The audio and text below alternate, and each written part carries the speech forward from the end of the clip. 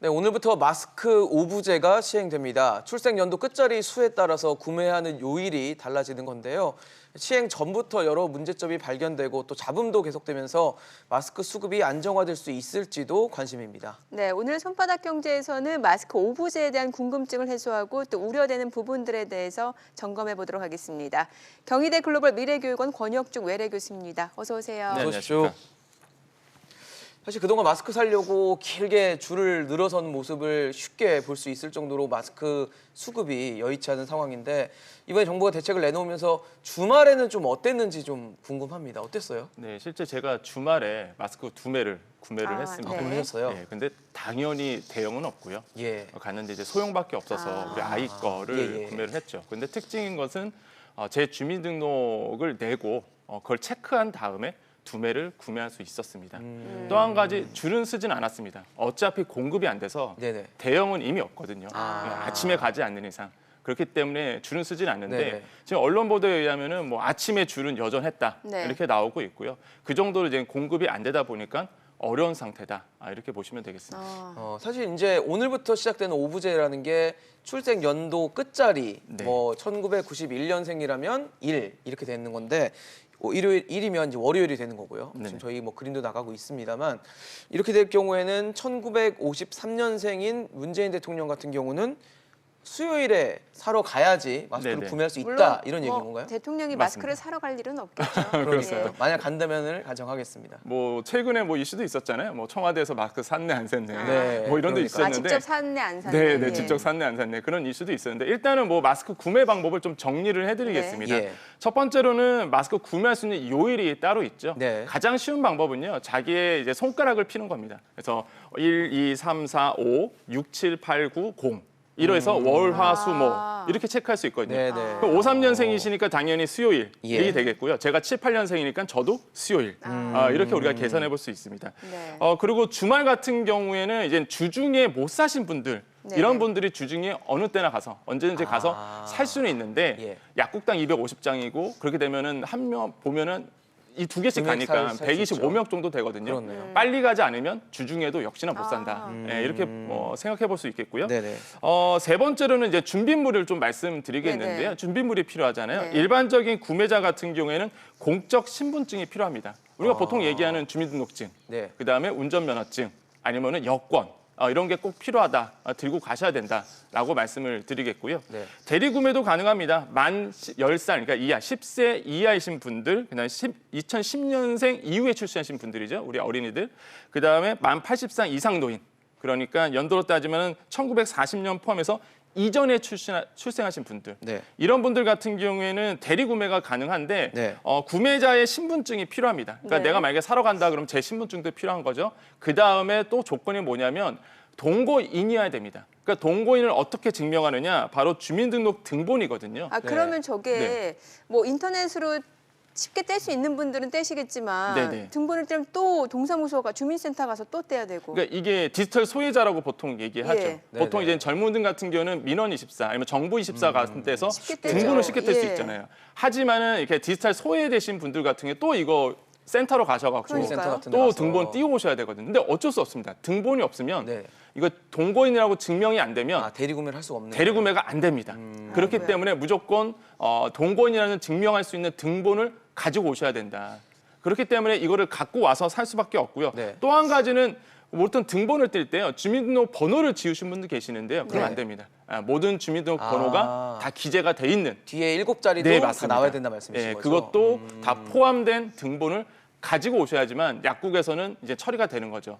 왜냐하면 이렇게 만약에 안 지켜주시면 약사 입장에서는 이거를 거절할 수밖에 없거든요. 네. 그다음에 또 한 가지 또 시간이 계속 딜레이되다 보니까 약사 입장에서는 자꾸 시간이 오버되잖아요. 그러다 네. 보니까 거부할 사례가 굉장히 많이 생길 겁니다. 아예 처음부터 정부가 말한 지침대로 갖고 가시는 게 일처리하는데 굉장히 편하겠다라고 말씀을 드리겠습니다. 기본적으로는 이제 본인 구매가 원칙이잖아요. 원칙입니다. 그리고 네. 대리 구매는 조건이 아까 뭐 10세 미만 어린이들, 그다음에 나이 많으신 80살. 분들 뭐 이렇게 조건이 몇 가지 있는 건데 네. 그 얘기를 하면은 문재인 대통령도 직접 사셔야겠네요.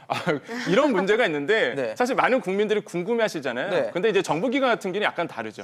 예, 뭐 원칙적으로 하면은 약국 가서 직접 사야 되는 게 맞지만은 네. 공무원들이라든지 기본적으로 수급되는 물자가 있거든요. 네. 그렇기 때문에 이런 분들 같은 경우에는 사실 뭐 직접 구매는 아니다라고 보시면 되겠고요. 알겠습니다. 또 한 가지 또 많은 분들이 궁금하시는 게 대리구매에서 장애인, 원래는 장애인만 됐었잖아요. 근데 네네. 장애인도 여전히 포함돼 있고 장애인 등록증 가셔야 되고 갖고 오셔야 되고요. 또 많은 분들이 또 질문을 많이 남기세요. 외국인들 어떡하냐? 그러니까요. 거기. 예, 외국인 같은 경우에는 외국인 등록증과 건강보험증을 같이 갖고 와야 됩니다.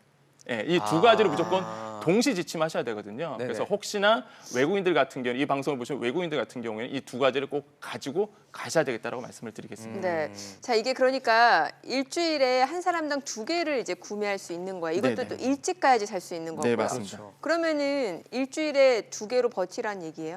맞습니다. 3일에 하나는 써야 된다는 네, 얘기네요. 맞습니다. 왜 그럴 수밖에 없는 게 네. 수량이 부족해서 그렇습니다. 이제 공급이 부족하거든요.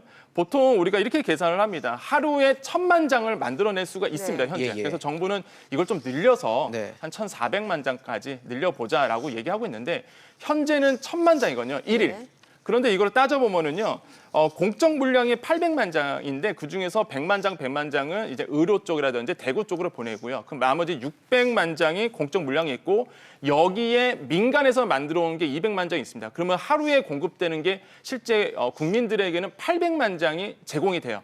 근데 그거를 7일 하면은 이제 5,600만 장입니다. 네. 근데 우리나라 인구가 5,200만 네. 5,200만 돼요. 그러면은 말씀드리면은 공급이 부족할 수밖에 없는 거예요. 그렇네요. 일주일에 5,600만 장. 근데 우리 인구는 5,200만 명쯤 명. 되고 당연히 그 공급이 부족하고요. 그렇네요. 무엇보다 경제활동 인구가 있잖아요. 이게 네. 한 2,600만 명, 2,800만쯤 됩니다. 맞습니다. 그렇게 되면은 결국에는 일주일에 2개 살 수 있는 꼴이 나오거든요. 그렇기 때문에 정부에서도 일주일에 2개를 정하지 않았나 이렇게 생각해 볼 수 있겠고 근데 중요한 거는 경제 활동 인구만 뭐 국민은 아니잖아요. 그러니까요. 어린이도 써야 되고 그렇죠. 노인도 써야 되고 그럼 당연히 이런 분들까지 포함을 시키면은 공급이 부족할 수밖에 없는 거죠. 그래서 현재로는 2배가 최적이고 일주일에? 근데 대만 사례가 좀 있습니다. 대만이 대만이요? 우리나라보다 먼저 시작했어요. 한 달 전에. 아, 이 마스크 오브제 같은. 예, 예. 배급제 같은 이거를 한 달 전부터 시작을 했는데 대만 같은 경우는 인구가 우리나라의 한 3분의 1, 반 정도 되죠. 예. 뭐 땅덩이로 보자면은 한 3분의 1 정도 되는 거고. 예. 그러다 보니까 대만 같은 경우는 처음에 우리처럼 홀짝제를 우리는 이제 오브제를 했는데 네네. 대만은 홀짝제를 했었어요. 아, 또 1인당 2명이었습니다. 네네. 비슷하죠. 그런데 중요한 건 뭐냐면 지금 공급을 늘렸습니다. 공급을 확대했군요. 예, 공급을 늘리다 보니까 이제는 뭐냐면 어린이들한테는 그냥 무조건 주는. 그다음에 1인 5매로 더 늘려놨죠. 아, 그렇기 때문에 대만 사례를 보더라도 공급이 늘어난다면 우리나라도 1인 2매가 아니라 더 늘어날 가능성은 있지만 현재까지는 공급이 안 되기 때문에 부족하기 때문에 1인 2매가 지금 현실적이다라고 말씀을 드립니다. 네. 사실 마스크 공급을 대만이 늘려서 어떻게 좀 해결책을 모색을 한 건데 네네. 그럼 우리도 마스크 공급 늘리면 좋겠다라는 생각이 들어요. 네네. 그런데 지금 정부가 뭐 마스크 수출 막고 그다음에 네네. 주말 생산까지 지금 독려하고 있는 상황이다 보니까 네. 업체에서는 불만이 많다고 하더라고요. 지금 뭐 업체에서는 수급 불균형이 일어났기 때문에 사실 불만이 많을 수밖에 없습니다. 예. 그러니까 공급은 안 되고 그다음에 무엇보다 중요한 거는 수급 자체가 안 되는 이유는 원자재가 지금 부족하거든요. 그러니까 보통 우리가 정부의 지침이 이런 겁니다. 생산과 유통에 대해서 관리를 하겠다는 건데 예. 물론 원자재에 대한 얘기는 하긴 했죠. 하지만은 지금 그 제조업체 입장에서는 원자재가 없는데 어떻게 만드느냐 그럴 수 이게 있네요. 가장 큰 핵심이거든요. 그러니까 뭐냐면은 원자재는 어디서 오느냐 중국에서 옵니다. 예, 중국에서 오는데 특히 MB 필터라고 말하는 이제 멜트 브로운 필터가 있는데 네네. 이게 자체가 이제 중국에서 이제 많이 가지고 왔는데 예. 지금 중요한 거는 중국에서 안 보내주고 있습니다. 아. 예, 실제적으로 그 통계를 봤더니 작년, 그러니까 이번 연도 1월달, 2월달 기준으로 봤을 때의 기간보다 전년과 비교했을 때 54%나 수입 물량이 줄어들었습니다. 네네. 그 뜻은 줄었어요. 뭐냐면, 그 뜻은 뭐냐면 중국에서 이 마스크 필터라든지 정제제 필터 이런 거를 안 보내주고 있다 얘기인데, 근데 여기에 좀 핵심이 있어요. 그러니까 정부가 이제 현장에 대해서 너무 모른다라는 어떤 팩트가 왜 나오냐면 예. 실제 1월, 2월부터 어떤 일이 있었냐면 마스크 제조 공장에서는요. 그러니까 중국업자들 원자재 주고 보통 수금을 해가지 않습니까? 네네. 근데 수금이 아니라 마스크가 워낙 비싸다 보니까 이제는 돈이 아니라 돈 조금과 마스크를 가지고 갔었어요. 마스크. 예, 이게 조건이 그거였습니다. 원자재 줄게 대신에 완성품을 마스크를 줘. 내놔라. 이러면서 계약이 됐었는데 지금은 이제는 아까 말씀드린 긴급 조정이 되면서 네네. 수출이 안 됩니다. 그러니까요. 그래서 마스크를 못 주네요. 예, 마스크를 원자재 하시는 중국 바이어 입장에서는 한국으로 보낼 필요가 없는 거예요. 그렇네요. 자기네도 쓰고 비싸고 그다음에 그 전까지 마스크를 받았는데 마스크도 못 받고 그러다 보니까 중국에서 한국으로 들어오는 이제 정적의 필터라는데 원자재 수급이 안 되고 있는 거죠.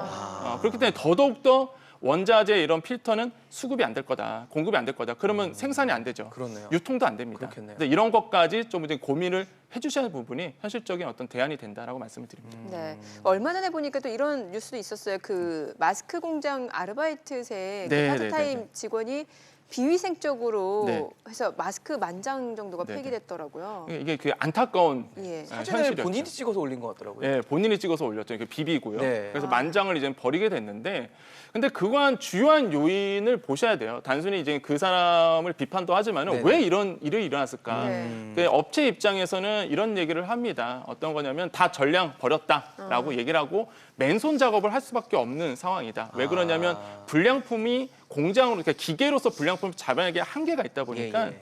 이제 맨손으로 해서 이제 마스크 불량품을 잡아냈는데, 근데 그 주요한 그 전 단계가 뭐냐면 정직원을 쓴 게 아니라 아르바이트생을 썼었죠. 그럴 수밖에 없는 게 인력이 한계가 있다 보니까 인력 한계. 아르바이트를 쓴 거죠. 근데 이제는 업체에서는 이런 얘기를 합니다. 아르바이트 비용이라도 좀 정부가 대줬으면 좋겠다. 인건비를. 예, 인건비를 어쩔 수 없어서 사실 이런 그 훈련되지 않는 사람을 쓸 수밖에 없는 상황이거든요. 그래서 네. 정부가 도와줄 수 있는 방법은 현실적인 대안인 거죠. 이런 게 예, 아르바이트생을 고용할 수 있는 그러네요. 인적 어떤 자본을 좀 대준다는 거 이런 게 어떤 대안이 될 수 있겠다고 네. 말씀드립니다. 네. 사실 뭐 이런 여러 가지 얘기들이 아마 마스크 수급 자체가 제대로 원활히 안 되다 보니까 나오는 일일 텐데 정부가 일단 장사 목적이 아니고 개인이 사용하거나 이렇게 용도가 정해져 있다면 네네.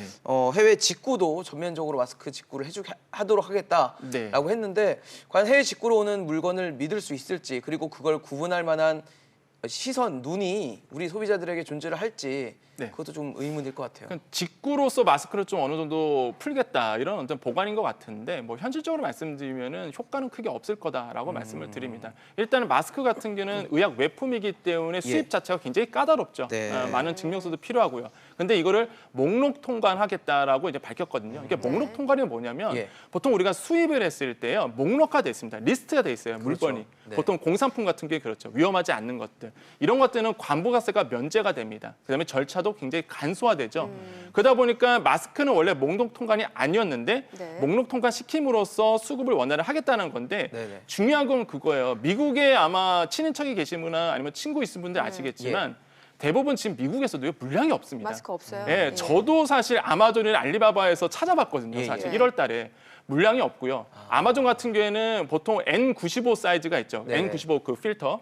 그 규격이 있는데 미국에서는 그렇게 따지니까요. 근데 중요한 거는 물량도 없을 뿐더러 무엇보다 가격이 엄청나게 높습니다. 비싸요. 현재도. 물론 미국 같은 문화는 마스크를 안 쓰는 문화잖아요. 네네. 그럼에도 불구하고 물량이 마스크가 없어요. 부족해요. 그럼에도 불구하고. 그런데 그거를 구입해서 직구를 해서 쓰겠다? 이거는요. 비싼 돈 주고 개인이 쓰겠다는 얘기거든요. 과연 비싼 돈을 주고 과연 수입을 할 수 있을까라는 좀 의문점이 들고 네. 그래서 현실을 좀 못 따라가는 것이 아닐까. 물론 그렇네요. 생각은 좋아요. 네네. 아이디어는 좋은데 네네. 현실에서 이제는 필드에서 과연 이게 과연 통용이 될까? 그러니까요. 이거 좀 의구점이 든다라고 생각해 볼 수 있습니다. 네, 알겠습니다. 오늘 손바닥 경제 권혁중 외래 교수였습니다. 말씀 잘 들었습니다. 고맙습니다. 네, 감사합니다.